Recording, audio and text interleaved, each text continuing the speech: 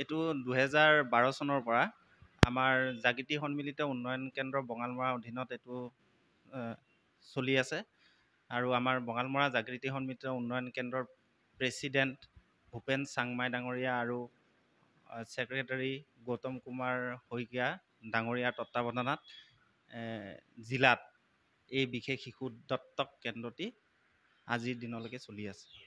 এতিয়ালৈকে এই কেন্দ্ৰত কিমান শিশু ইয়ালৈ অনা হৈছে বা কিমান এডপশ্যন কৰা বৰ্তমানলৈকে আজিৰ তাৰিখলৈকে আমাৰ ইয়াত 97 শিশু আমি ৰেজিষ্ট্ৰেশ্যন কৰিছোঁ। তাৰে কেটেগৰী ৱাইজ থাকে। তাৰে মাজত আপোনাৰ চাৰেণ্ডাৰ্ড, এবাণ্ডন, অৰফেন, CNCP কেটেগৰীৰ বেবীবিলাক ইয়াত থাকে।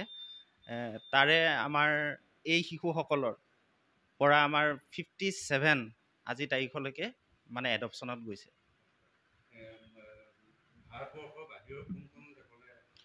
বৰ্তমানলৈকে ভাৰতবৰ্ষৰ বাহিৰত আমাৰ আমেৰিকালৈ গৈছে। আমেৰিকাত 3টা বেবী গৈছে। 2019 চনত 2টা গৈছিলে, ল'ৰা আৰু ছোৱালী। ল'ৰাটোৰ নাম আছিলে কল্যাণ আৰু ছোৱালীজনীৰ নাম আছিলে পূজা। পূজা আছিলে বিকলাংগ, হাত দুখন নাছিলে তাইৰ, আৰু ল'ৰাটো ঠিকেই আছিলে, মানে অলপ মানে কি কথা চথা ক'ব পৰা নাছিলে তাৰ বয়স অনুমতে। সেইকাৰণে সিহঁতক স্পেচিয়েল নীড কেটেগৰীত ৰখা হৈছিল। আৰু যিসকল মানে কি বেবী স্পেচিয়েল নীড কেটেগৰীত আমি ৰাখোঁ, সেইসকল শিশু প্ৰায় বাহিৰলৈ গুচি যায়। আৰু 2022 চনত আমাৰ ক্ৰিছ নামৰ ল'ৰা এটাও মানে কি আমেৰিকা আলাবামালৈ গৈছে। নীতিগতভাৱে গোটেই চৰকাৰী হেৰিভাৱে যিখন দেশলৈ যায় সেইখন দেশৰে নাগৰিকত্ব তেওঁলোকে পায়। হয়, বৰ্তমান আমাৰ ইয়াত স্পেচিয়েল নীড কেটেগৰীৰ চিয়া বুলি চাইল্ড এজন বেবী এটা আছে, যিজনী ছোৱালী। তাইৰ মানে কি আমি যিটো হেৰিত মানে আমি পাইছিলোঁ, তাইক মানে কি হৈছিলে, আমি অলপ কাহিনীটো কৈ দিওঁ নেকি ছোৱালীজনীৰ? আমি ডিব্ৰুগড়ৰ পৰা আনিছিলোঁ। ডিব্ৰুগড়ত মানে কি ৰাস্তাত মানে কি তাইক পলিথিনে মেৰুৱাই মানে কি পেলাই থোৱা অৱস্থাত উদ্ধাৰ কৰিছিলে তাৰে CWC যিটো চাইল্ড ৱেলফেয়াৰ কমিটি আছে। তেতিয়া মানে কি আমাৰ লগত যোগাযোগ কৰিলে তেখেতসকলে। বেবীটো আমি ইয়াত মানে নিড এণ্ড কেয়াৰ এণ্ড প্ৰটেকশ্যনৰ কাৰণে আমি ইয়াত ৰাখোঁ। তাৰপিছত আমি গ'লোঁ, গৈ পেলাই যিটো অৱস্থাত দেখিলোঁ, লগে লগে আমি AMCH যিটো ডিব্ৰুগড় মেডিকেল কলেজত আমি ভৰ্তি কৰিলোঁ ছোৱালীজনীক ভৰ্তি কৰাৰ পিছত আমি এমাহ তাত মানে কি চিকিৎসাধীন হৈ আছিলে ছোৱালীজনী।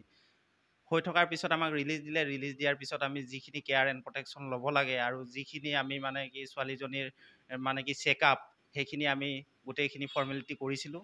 যেতিয়া নেকি ছোৱালীজনী মানে কি 2 মাহ আমাৰ ইয়াত কেয়াৰ এণ্ড প্ৰটেকশ্যনত থাকে, তাৰপিছত আমি কি কৰিব লাগে, সেই ছোৱালীজনীৰ নীতিগতভাৱে আৰু চৰকাৰীভাৱে আমি যিটো কাম কৰিব লাগে সেই কামটোত আগবাঢ়িছিলোঁ। আগবঢ়াৰ পিছত ছোৱালীজনীৰ কি হ'ল, কিছুমান ৰিপৰ্ট মানে কি দেখা পালে, যেতিয়া আমি MER কৰোঁ, মেডিকেল এক্সামিনেশ্যন ৰিপৰ্ট কৰিব লাগে এডপশ্যনৰ যোৱাৰ আগত, MER CSR বুলি কয়। সেইটো কৰাৰ সময়ত আমাৰ যিজন ডক্টৰ আছে, ডক্টৰে ৰিপৰ্টবিলাক চাই পেলাই ছোৱালীজনী স্পেচিয়েল নীড কেটেগৰীত সোমাই পৰিলে। সোমাই পৰাৰ লগে লগে মানে কি আমি যেতিয়া স্পেচিয়েল নীড কেটেগৰীত পৰ্টেলত দি দিলোঁ, দি দিয়াৰ পিছত বৰ্তমান তাই মানে ইটালীৰ পেৰেণ্টছে মানে ৰিজাৰ্ভ কৰি থৈছে, প্ৰচেছিংটো হৈ আছে।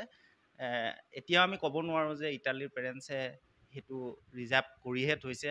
যদি কেনেবাকৈ যদি সেই মেডিকেল এক্সামিনেশ্যন ৰিপৰ্টবিলাক চাই পেলাই যদি হেৰি কৰে, একচেপ্ট কৰে, তেতিয়াহ'লে ইটালীলৈ যাব বুলি আমি এতিয়াও আশাবাদী। যিকোনো খবৰৰ বাবে যোগাযোগ কৰক 7099017330 আৰু 7099017110 নম্বৰত।